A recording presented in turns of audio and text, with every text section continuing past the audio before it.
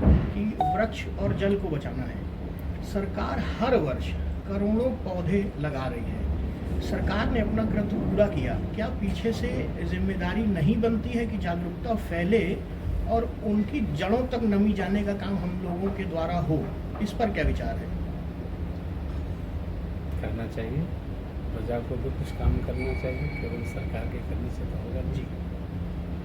प्रजा को एक कर्तव्य बोध कराना होगा कि इसके बाद हमारी भी रिस्पॉन्सिबिलिटी है, ड्यूटी बनती है, किया जाएगा। राजेश जी ने भी कहा, कथा के माध्यम से, मीडिया के माध्यम से लोगों को जागरूक किया जाएगा। समाज को जगाने से लगता है करेंगे। जमीनी स्तर पे गुड़ाई करने के लिए किसान का मित्र कहा जाता था केचुआ। केचुआ फार्मिंग होती थी। आज हम लोग जो केमिकल का प्रयोग कर रहे हैं उससे केचुआ फार्मिंग खत्म हो रही है। किसान भी धीरे धीरे लो बैलेंस शीट पे जा रहा है। इसको कैसे देख रहे हैं? आपने विषय वस्तु रखी है तो उसको जब प्रवाह चलेगा तो लोग जगेंगे, समाज को जगाया जाएगा। जय कृषि है महाराज अपने इसमें। हाँ, समाज एक एक पोर्शन ले करके धीरे धीरे जगेगा समाज। समाज तो गंगा नदी का जल स्तर गिरना और उस पर प्रदूषण जाना, क्या नहीं लगता है कि टेंडरी का जो जल आज भी जा रहा है, अगर वहाँ जा कर के देखें तो ये एक बड़ा विषय है। जाजमऊ स्थित हम लोग के यहाँ पे गुलाब की फार्मिंग बहुत अच्छी थी, लेकिन वो भी चली गई। उधर सब्जियाँ भी जहरीली उग रही हैं जो नाना बीमारियाँ पैदा कर रही हैं। समस्याएं बहुत हैं, समाधान उससे अधिक है।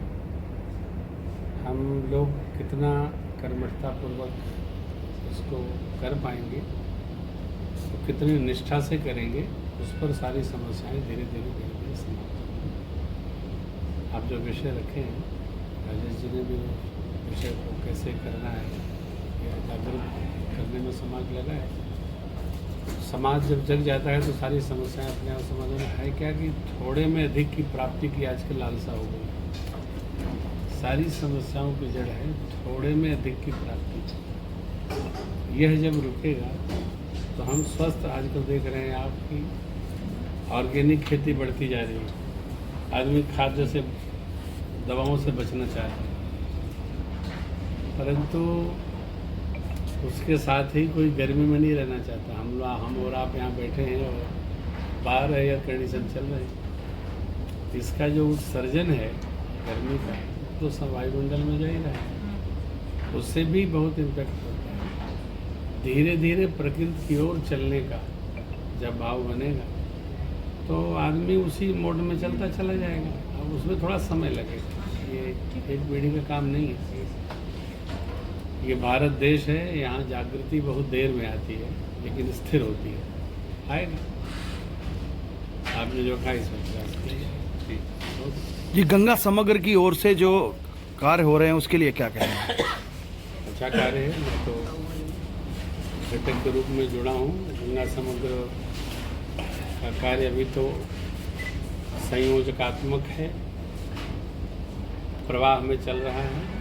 जब यह संगठन अपने पूर्ण रूप में आ जाएगा, हर जगह इसकी अपनी संस्था की शाखाएं व्यवस्थित हो जाएंगी, फिर इसका काम दिखेगा।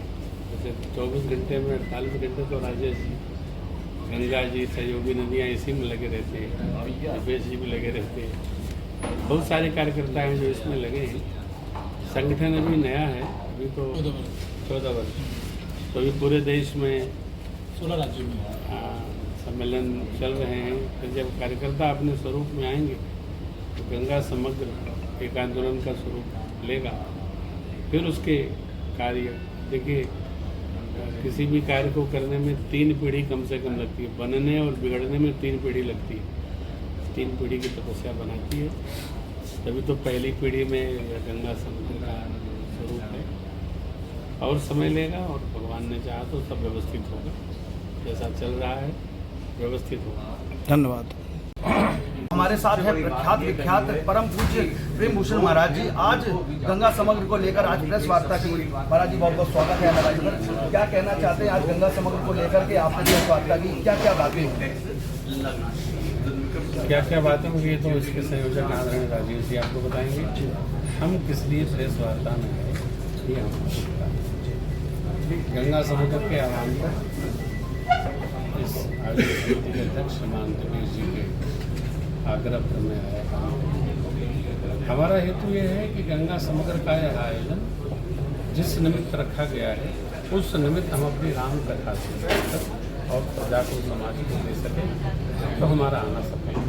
सबसे बड़ी देखा गया है कि गंगा का जल स्तर घटता जा रहा है और गंगा में दूषित हो रही है गंगा।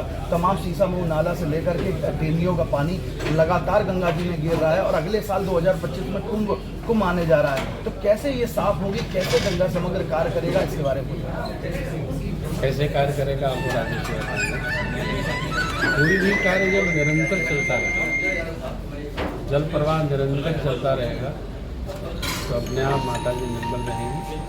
टेनरीज का जो जल है सरकार के पास बहुत माध्यम है, उनका निकलने वाला जल वो चाहे तो अपनी फैक्ट्री में ही उसको डिजॉल्व कर सकते हैं। कई देश ऐसे हमने पढ़े कि अपने नापदान के पानी को भी पेय जैसा बना लेते हैं, शोधित करते हैं।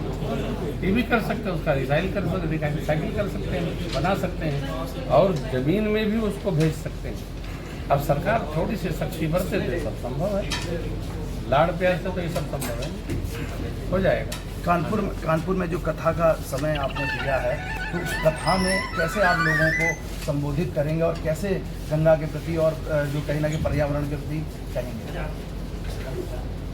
पहले तो पंडाल लगेगा, फिर मेरा मंच लगेगा, फिर मेरी व्यासपीठ लगेगी, फिर हम गाएंगे, जो आएंगे उनको हम वो बताएंगे। क्या बताएंगे किसी दिन आप आइएगा तो समझाएंगे। तो साफ तौर से छोटी छोटी बातों को बड़ी अपने मंचों से बड़ी बात कह जाते हैं और देश और दुनिया में ये कहीं ना कहीं जो उनके भक्त हैं और उनको जानने वाले हैं वो कहीं ना कहीं उनकी बात को समझेंगे और गंगा और पर्यावरण के प्रति सजग होंगे। ऐसी खबरों को देखने के लिए बने रहिए एनराई भारत के साथ। मैं अक्षांत चतुर्वेदी, कानपुर। धन्यवाद। मित्रों, आज गंगा समग्र की ओर से आज प्रेस वार्ता हुई है। हमारे साथ है नेशनल कोऑर्डिनेटर राजेश जी, उनसे पूछते हैं किस विषय में प्रेस वार्ता थी। एनराई पे आपका बहुत बहुत स्वागत है। क्या कहेंगे, आज प्रेस वार्ता हुई, क्या क्या बातें हुई? देखिए, अविरल गंगा निर्मल गंगा बहुत ही पावन उद्देश्य के साथ में गंगा समग्र की स्थापना आज से 14 वर्ष पहले हुई। संघ के कार्यकर्ताओं को जब लगा कि हमारा राम जन्मभूमि बनना चाहिए, इतने संघर्ष के बाद 500 साल संघर्ष हो रहे हैं, तो लोगों ने लिया और विश्व हिंदू परिषद और सभी तमाम स्वयंसेवकों ने आंदोलन को खड़ा किया और हमने 30 साल के अंदर अपना ये लक्ष्य को प्राप्त कर लिया।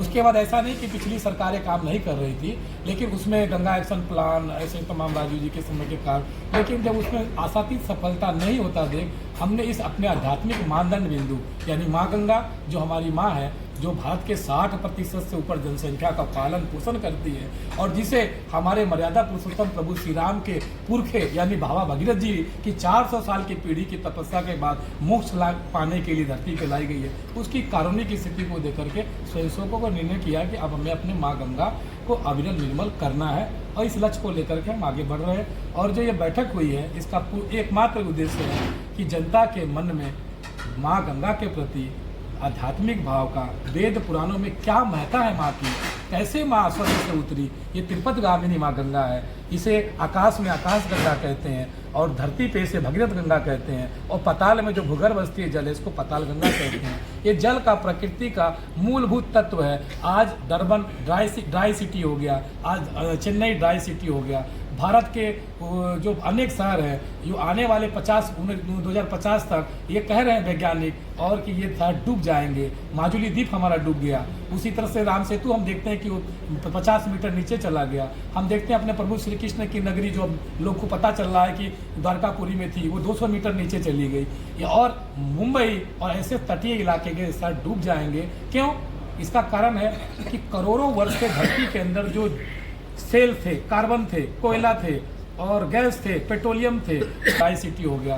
भारत के जो अनेक शहर हैं जो आने वाले 2050 तक ये कह रहे हैं वैज्ञानिक और कि ये शहर डूब जाएंगे। माजुली द्वीप हमारा डूब गया, उसी तरह से राम सेतु हम देखते हैं कि वो 50 मीटर नीचे चला गया। हम देखते हैं अपने प्रभु श्री कृष्ण की नगरी जो लोग को पता चल रहा है कि द्वारकापुरी में थी, वो 200 मीटर नीचे चली गई। और मुंबई और ऐसे तटीय इलाके के शहर डूब जाएंगे। क्यों? इसका कारण है कि करोड़ों वर्ष के धरती के अंदर जो सेल थे, कार्बन थे, कोयला थे और गैस थे, पेट्रोलियम थे, इसको मनुष्य ने अंधाधुंध उसका दोहन किया, निकाला और उसके निकालने के पश्चात ये कार्बन के जो स्वरूप है ये बदल करके गैस के रूप में वातावरण में संग्रहित होकर जमा हो गया, जिससे इस वातावरण में टेम्परेचर बढ़ गया, गर्मी बढ़ गई और इसका परिणाम क्या हुआ, ग्लेशियर पिघल गए।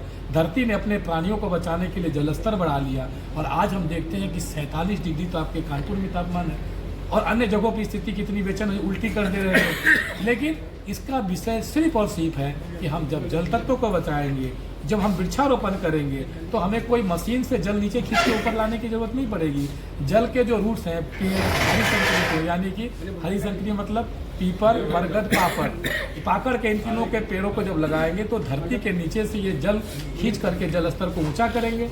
इन नदियों के दोनों साइड, जैसे गंगा के दोनों साइड हम जैविक कृषि को बढ़ावा दे रहे हैं। किसानों से निवेदन है कि मोटे अनाज उपजाइए, जैविक कृषि करिए, तो इसमें कैंसर को जनित करने वाले घातक केमिकल नहीं आ पाएंगे और सुंदर जल हमारा बचेगा। उसी तरह से हम सरकार के ऊपर में एक लक्ष्य देंगे कि आप सर ऐसा कुछ उदाहरण करिए, जैसे सोलर एनर्जी हो रहा है, कि हम इस नदियों के जल में जो हमारे कुछ हजार मेगावाट जल विद्युत ऊर्जा से होती है उस पर रोक लग जाए और इस पर रोक लगने के बाद हमारे जल की ये गंगा जी को अविरल कर दिया, यानी बांध को तोड़ दिया जाए और हमारे पास ऊर्जा के स्रोत जब दूसरे बन जाएंगे तो तोड़ दिया जाएगा। विदेशों में ऐसा होने लगा है, तो हमारी गंगा अविरल भी होगी और निर्मल के लिए इस सरकार में, अपनी विचारधारा की सरकार में काम हुए 60-70% रोक लगी है। आप जाके देखिए STP बन करके जो मानव जनित अपशिष्ट था, घातक रासायनिक केमिकल था फैक्ट्रियों का, वो STP के माध्यम से सम्पिंग स्टेशनों में उसका फिल्टर करके उसके बाद उस जल को जो उपचारित जल है तब बहाया जाता है या खेती के कामों में लगाया जाता है। लेकिन अभी जो 30% और 40% के बीच का जो हमारा काम है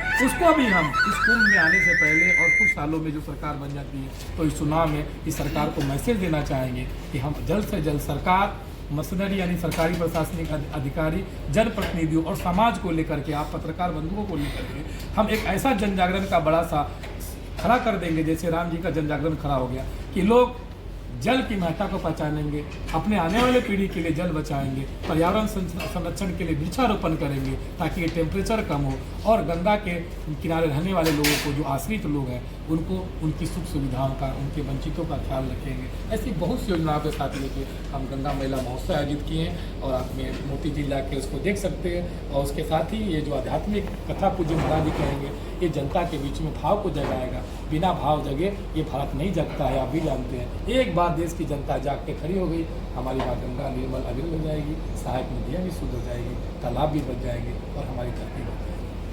तो साफ तौर से राजेश जी ने तमाम बातों को कहा है कि गंगा समग्र और गंगा जी कैसे स्वच्छ और पावन हो सकती है। और आप राजेश जी एक सवाल और, क्योंकि 2025 में कुंभ भी आ रहा है और देखने वाली बात है कि तमाम जो हमारी गंगा नदी में तमाम टेनरियों का पानी, तमाम सीसा मऊ नाला लगभग पानी उसमें पहुंच रहा है, तमाम गंदा पानी पहुंच रहा है, तो कैसे स्वच्छता में लिए आप लोग प्रयास करेंगे और भी नदियों के लिए क्या कहेंगे, मतलब युद्ध स्तर पर? देखिए, अभी समाज के प्रमुख सामाजिक कार्यकर्ता माननीय राजेश जी बैठे हैं और सभी लोग, समाज के और भी लोग आए थे। चिंतना को गंदी कर कौन कर रहा है? मुसलमान। ये हिंदू मुसलमान का विषय नहीं है।